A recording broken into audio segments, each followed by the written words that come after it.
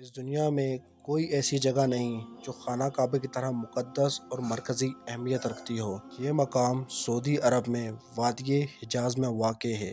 روزانہ 24 گھنٹے لوگ خانہ کعبہ کا طواف کرتے ہیں۔ خانہ کعبہ کی مقدس تصویریں لاکھوں گھروں کی زینت ہیں اور کروڑوں مسلمان اس مقام کو اپنا قبلہ تسلیم کرتے ہوئے اس کی جانب رخ کر کے 5 وقت کی نماز ادا کرتے ہیں۔ اور یہاں میں خانہ کعبہ کے متعلق چند ایسے حقائق پیش کروں گا جن سے بہت کم لوگ واقف ہیں۔ نمبر 1، خانہ کعبہ کئی دفعہ تعمیر ہو چکا ہے۔ دوستو، جس طرح خانہ کعبہ آج ہمیں نظر آ رہا ہے یہ ویسا نہیں ہے جیسا حضرت ابراہیم علیہ السلام اور حضرت اسماعیل علیہ السلام کے دور میں ہوا کرتا تھا۔ وقت کے ساتھ آنے والے وجوہات اور حادثات کی وجہ سے اسے دوبارہ تعمیر کرنے کی ضرورت پڑتی رہی ہے۔ بے شک ہم سب جانتے ہیں کہ خانہ کعبہ کی تعمیر کا ایک بہت بڑا حصہ نبی کریم صلی اللہ علیہ وآلہ وسلم کی زندگی میں نبوت ملنے سے قبل مکمل ہو چکا تھا۔ یہ وہ وقت تھا جب نبی کریم صلی اللہ علیہ وسلم نے بڑی خون ریزی کو اپنی دور اندیشی سے روک دیا تھا۔ آپ صلی اللہ علیہ وسلم نے ایک بڑے کپڑے میں حجرہ اسود کو رکھ کر ہر قبیلے کے سردار سے اٹھوایا تھا۔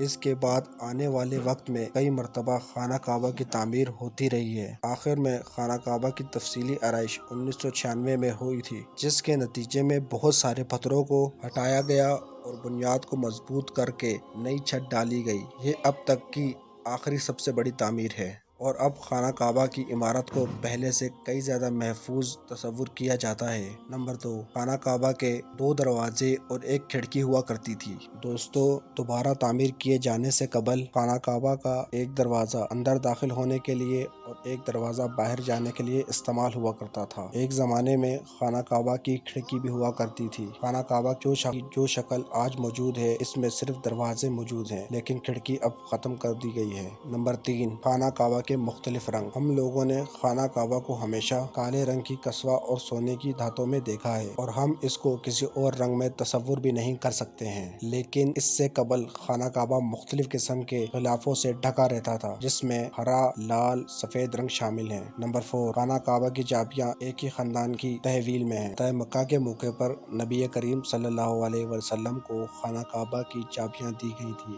لیکن بجائے اس کے کہ آپ صلی اللہ علیہ وسلم یہ چابیاں اپنے پاس رکھ لیتے، آپ صلی اللہ علیہ وسلم نے یہ چابیاں بنی شیبہ خاندان کے عثمان بن طلحہ کو واپس دے دی اور اس وقت سے آج تک وہ اس چابیوں کے رکھوال ہیں، اور نبی صلی اللہ علیہ وسلم کی نادر افزائی کی روشنی میں یہ چابیاں ہمیشہ انہی کے پاس محفوظ رہیں گی۔ حضور پاک صلی اللہ علیہ وسلم نے فرمایا تھا، اے بنی طلحہ، یہ چابیاں روز قیامت تک تیری تحویل میں رہیں گی، سوائے اس کے کہ تجھ سے کوئی زور زبردستی یا غیر اخلاقی طریقے سے چھین نہ لے۔ نمبر 5، پہلے خانہ کعبہ عوام کے لیے کھلا رہتا تھا۔ دوستو، پہلے خانہ کعبہ ہفتے میں 2 مرتبہ عوام کے لیے کھولا جاتا تھا اور خانہ کعبہ کے اندر داخل ہو کر عبادت کر سکتا تھا، لیکن موجودہ دور میں زائرین کی تعداد کو دیکھتے ہوئے اور چند دوسری وجوہات کی بنا پر اب سال میں بس 2 دفعہ ہی کھولا جاتا ہے، اور اس میں بھی صرف اعلیٰ شخصیات اور خاص مہمانوں کو داخل ہونے کی اجازت ہے۔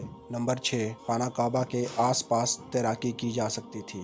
دوستو، ہونے کی وجہ سے دیگر مسائل میں سے ایک مسئلہ یہ بھی تھا کہ جب بارش ہوا کرتی تھی تو وادی میں سیلاب آ جاتا تھا، اور یہ مکہ جیسے شہر کے لیے کوئی انوکھی بات نہ تھی۔ اس وقت سیلاب کی روک تھام کے لیے نکاسی کا نظام موجود نہ تھا کہ آخری دنوں میں خانہ کعبہ آدھا ڈوبا رہتا تھا، اور یقیناً آپ کے ذہنوں میں یہ ایک سوال لازمی آیا ہوگا، کیا اس وجہ سے طواف کعبہ رک گیا ہوگا؟ ہرگز نہیں، مسلمانوں نے خانہ کعبہ کے ارد گرد تیراکی شروع کر دی تھی۔ نمبر 7، حجر اسود۔ دوستو، کیا آپ نے کبھی اس بات پر غور کیا ہے کہ حجر اسود چاندی کے سانچے میں کیوں گھیرا جاتا ہے؟ کچھ لوگوں کا یہ خیال ہے کہ حجر اسود امویات کی فوج کے ہاتھوں مارے گئے پتھروں کی وجہ سے ٹوٹ گیا تھا جب وہ مکہ پر قابض تھے، جبکہ یہ پتھر عبداللہ بن زبیر کی ملکیت میں تھا۔ کچھ ذرائع کے مطابق حجر اسود بحرین سے تعلق رکھنے والے اسماعیلی گروپ کے ہاتھوں ٹوٹ گیا تھا۔ ان لوگوں کو ایسا لگتا تھا کہ حج مبارک ایک توہین پرستی ہے۔